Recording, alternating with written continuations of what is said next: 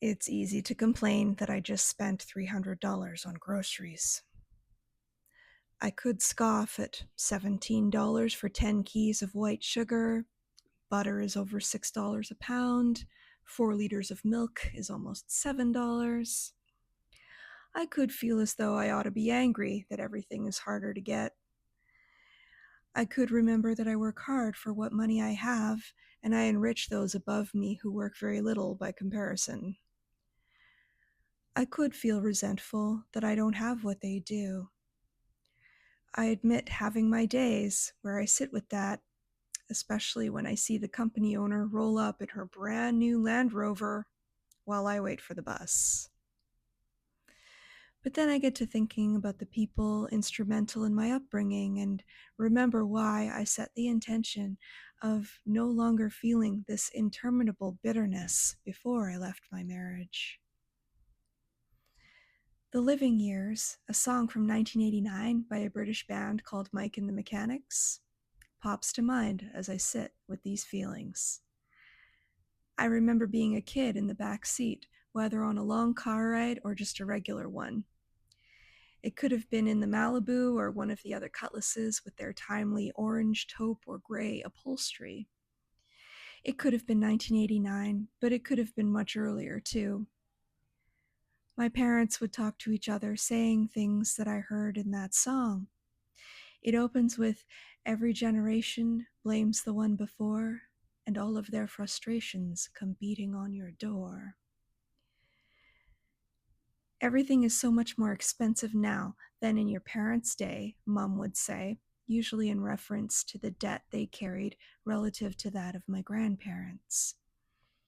They don't get how expensive everything is with a family today. And then they judge us for going into debt just to have what we need. My paternal grandparents had paid cash for their property and their house. They never had a mortgage. They never had credit cards until the early 1990s because they didn't trust banks. In 1956, they moved into their brand new home with a nice plot to garden with my 6-month-old dad and a 1947 Pontiac Torpedo. Their whole property cost them 10 grand. They have no clue what it's like out here in the real world, Mom continued.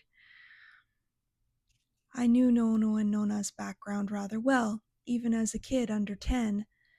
My grandfather earned less than $1 an hour when he worked for the CPR, or Canadian Pacific Railway, as it was then known. He laid railway ties and helped build the rail system for Cominco. It was a mining town.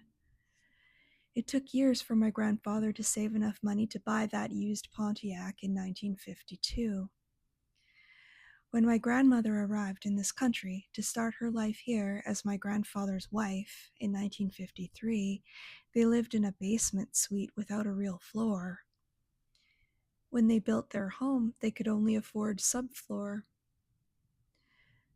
The first floor on top of the subfloor was linoleum tile, which my dad was made to polish every Saturday before he was allowed to go outside and play. They still had that distinctly turquoise from the late 1960s electric floor polisher when I was a kid. It was still there in the basement in 2022, the last time I visited the family home. The basement was carpeted with a remnant of the first carpet from upstairs.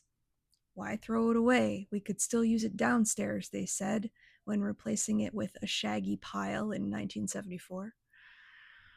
I remember getting the first microwave oven, as they would have called it, in 1986.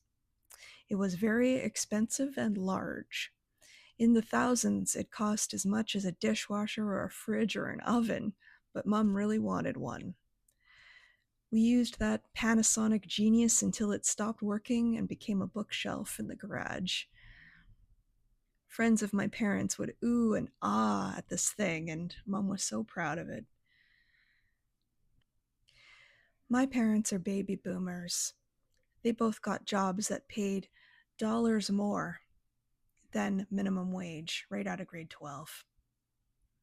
Dad saved up enough in 1 year to buy the Malibu and move from his small hometown to Burnaby to be the first generation not only to graduate grade 12, but to go to trade school. He never had a student loan. He paid for it all himself. Mum gave up her car so she could leave home, but that was all she had to sacrifice in order to escape the violence. She was able to get by on her own as well.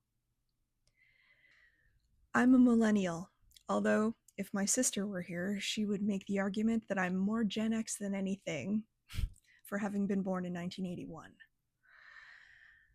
I get $4 more per hour than the minimum wage in my province today.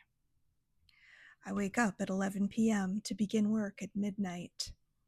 I make van loads of food every day, and I load those vans myself. The city's coffee houses depend on my services. I have 2 undergraduate degrees that are not paid for, even though I graduated almost 17 years ago. I gave up my regular waking schedule when I left my husband 2 years ago. The Land Rover lady was impressed that I was willing to take on what she was offering and very swiftly shook my hand in order to hire me. Every midnight, I turn on all the ovens to begin making sheet goods, and then I scoop muffins. Nona used to cook at these hours too, in her day.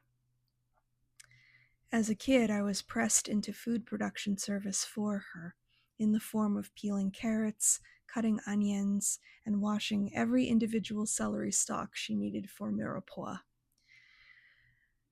I used to help with her staff on site at the venue, or I'd do easy prep in the basement of our family home where the secondary working kitchen was. They built the second kitchen with the original appliances from the good kitchen upstairs. The oven was held shut by a stick jammed into the floor. I could be bitter that my ex-husband didn't earn the crazy good living he expected he would in our early 20s. I could be keen to complain that I followed the guidance from my dad and his family, go to school and learn so you don't have to work so hard for your money.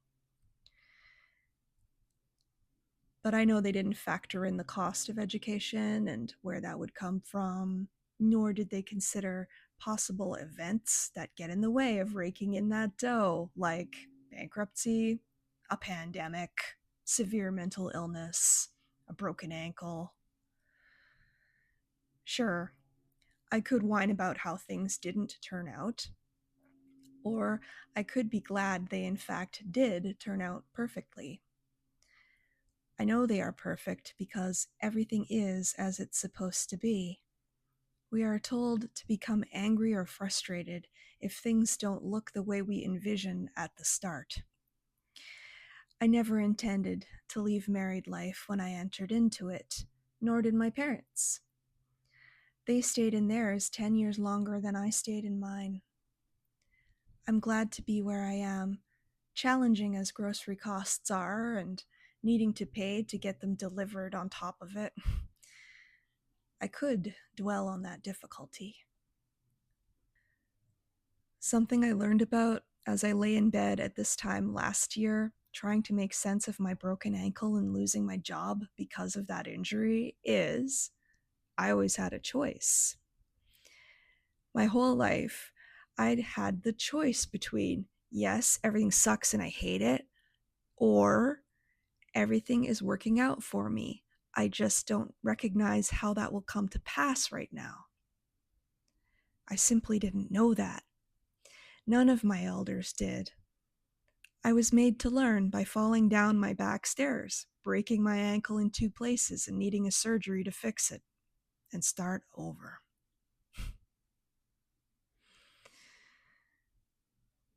As the song goes, so don't yield to the fortunes you sometimes see as fate. It may have a new perspective on a different day. And if you don't give up and don't give in, you may just be okay. I've been Danielle Walker. Nice to meet you.